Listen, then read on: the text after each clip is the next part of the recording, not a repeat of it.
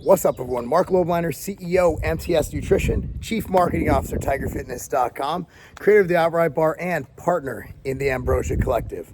So I get this all the time. Now, people watch my training videos and they're like, wow, you're going really hard. I don't think I'm training hard enough. I don't think I'm going hard enough. I'm not going beyond failure. I don't have people yelling at me. I don't have people barking at me.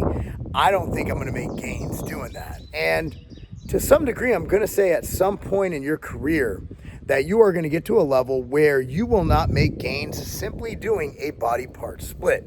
You will not make gains just doing 3 times 8 or, 20 total sets of 10 to 12 reps. I think there comes a time in your career or in your training, and this can vary per individual, I'll explain that in a second, where you need to actually push to that level where it's uncomfortable, where it hurts, where you go beyond failure. And I think for some people who are really advanced, you look at these guys in their early 20s, mid 20s, even early 30s who go pro, and their muscles already have so much size and maturity that they basically become advanced. But then you got a guy who, let's say, goes to work and then after work 3 days a week and goes and trains and just kind of goes in there and goes hard and kind of gets it done. And then you have an athlete, and an athlete you never want to take beyond failure because they have to go and they have to perform the next day. So the goal for an athlete is actually to recover. So you want to push just hard enough where you're able to wake up the next morning and do the exact same thing. For example, if my daughter, who is practicing 5 to 6 days a week with her high school soccer team and also does extra trainings and weight training, when she's weight training 3 to 4 days a week, I'm going to get in, we're going to do 3 sets of 2 to 3 reps of hex bar deadlifts. We're going to do some other single leg movements that'll definitely support her being able to run on the field, support her being able to absorb shock from injury, do some mini band training, do some hurdles, make sure that her legs and her body is strong to absorb the impact of playing sports. And then we're going to get out. So basically we want about 30 to 45 minutes of intensity, but we don't want to push it where she can't do another rep. We don't want to go past failure. However, when you look at someone like me, who's been training, I was 13 years old, right? I've been training near 27 years on this planet. 27 years. In perspective, that's older than most of y'all are who are watching this channel. So you're training for 27 years. My body's seen everything. It's done everything. It's done every variation of a curl, of a leg press, of a squat, of a lunge. It's done it all. There's no shocking the muscle. And what the best way to create overload for your muscle is to actually overload per training session, right? But let's say you've been doing it this long. Like, I'm not going to add 5 pounds to my bench press. I'm not going to add 5 pounds to my squat. What I want to do is I want to look to add other variables. If I was able to go beyond failure and get 24 reps with 130 pounds on dumbbells, well, I want to get 26 reps next time. Or maybe I want to do the 130 or 140 pounds dumbbells for 10 to 12 reps. So every session becomes a micro progressive overload where I'm not going to necessarily overload over time. Because remember, like, when you turn like 35, 40 years old, like, your goal is not to do this. Like, you're probably not going to do this. You're lucky if you do this, but you don't want to do this. So my goal is not to let my training or my intensity or my muscle mass or my whatever, I don't want it to fall, because there is age-related performance decline.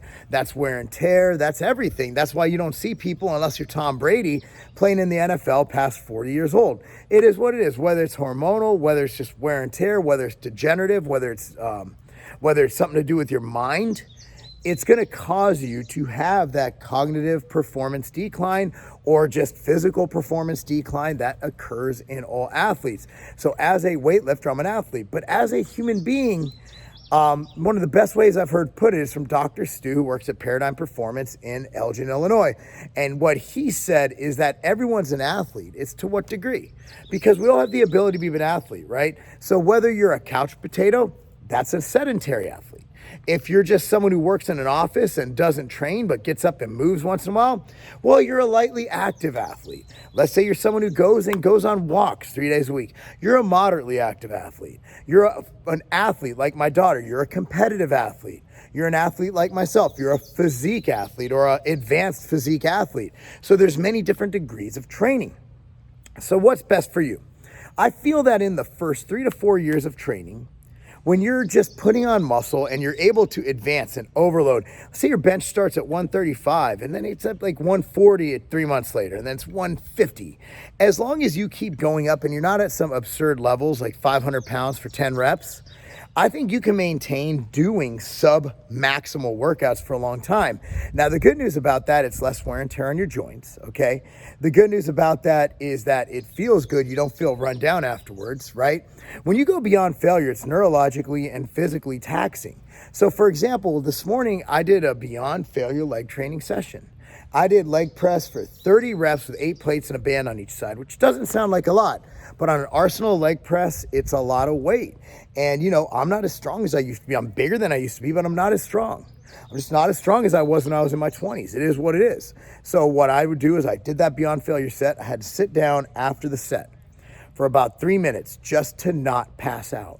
Okay, now when you take your body to that level, I'm not gonna be able to train legs hard for another 7 days, right? Now, if I was just going in and doing full body, touching about 3 sets of legs, going maybe 70% of my max, not going to a RPE, which is a rate of perceived exertion. It's another thing to look at, rate of perceived exertion. What I did today was a 9. A 10 would be I absolutely die afterwards. Okay, a 9 is that I couldn't do one more even if you held a gun to my head. An 8 is where I couldn't do one more on my own, basically, merit. And 7 is, you know, that's most people's heavy. That's most people's max. When you get to 7, that's when you're done. You've done it, you're to failure. I think most people train around a 4 or a 5, maybe a 6. And there's nothing wrong with that. So when people say, when should I make the change? My advice is when you stop making gains. Okay, if you keep making gains, if you keep losing body fat, if you keep gaining lean mass, that's a beautiful thing. However, if you're at a point where you're plateaued, you've advanced, you've switched, you've tried all different training. Let's say, that's why like people are like, what's the best body part split? What's the best training split? Full body, upper, lower, push, pull legs. My advice is try all of them. Try them and cycle them. You know what? Maybe for 12 weeks you want to do a bro split, you know, body part split. Maybe for 12 other weeks you want to do a push, pull legs, push, pull leg split. Maybe then you want to do a 3 to 4 day a week full body split. There's nothing wrong with that. Like, try it out. See what works best for you. So it's very individual. However, how hard you should train depends on your training experience. But I would say goodbye for as long as you can by doing the minimal maximal. What that means is the minimal amount of training to get the maximum amount of gains. And for a lot of people, you get by on 15 to 20 sets. For beginners, you could do even less. But then you also have to look at the bigger picture, overall health, wellness, high intensity exercise, which is, again, relative to that person's fitness. High intensity exercise is one of the best things you do for your health, do for your blood sugar, do for your brain activation. You exercise and you go beyond that rate of, you take your RPE up to 6 or 7, your rate of perceived exertion. What that does, it makes other areas of your life easier to cope with. If you're used to handling physical stress, right? Your body handles stress, period. Your body doesn't really know. Your body just knows, hey, I'm being stressed, I need to adapt. Training to physical adaptations, training to stressors that are physical is not much different than training mental adaptations. Your body releases the proper hormones, your body either calms down, fight or flight, and your body handles that stress. And once you handle new and bigger and badder levels of stress, your body, that becomes its norm. So your body becomes even better at handling those stressors. So that's my advice to you. So sometimes it is good to take it hard, but remember, to train like I do, I've been at this for 27 years. See, am I doing the math right? That can't be right. 40, yep, that's 20. Plus, yep, that's 27 years. Anyway, guys, that's what I think. But again, I want to emphasize, if you're an athlete, I don't want to see you training like me. I want to see you get in. I want to see you hit your set. I don't want to see you go anywhere near failure. I want to see you load your muscle. I want to see you load your posterior chain and get out. Okay, and a good coach will be able to work with you on the frequency and the programming of working in those higher volume days, lower volume days, power days, strength days, hypertrophy days. Those are all things that a good coach will program for you. Anyway, guys, thanks for watching. I hope you liked this video. I want you to subscribe to this channel. Go ahead and like this video and share it. Share it with everybody, man. Appreciate you guys watching. I'm Marc Lobliner. That's not a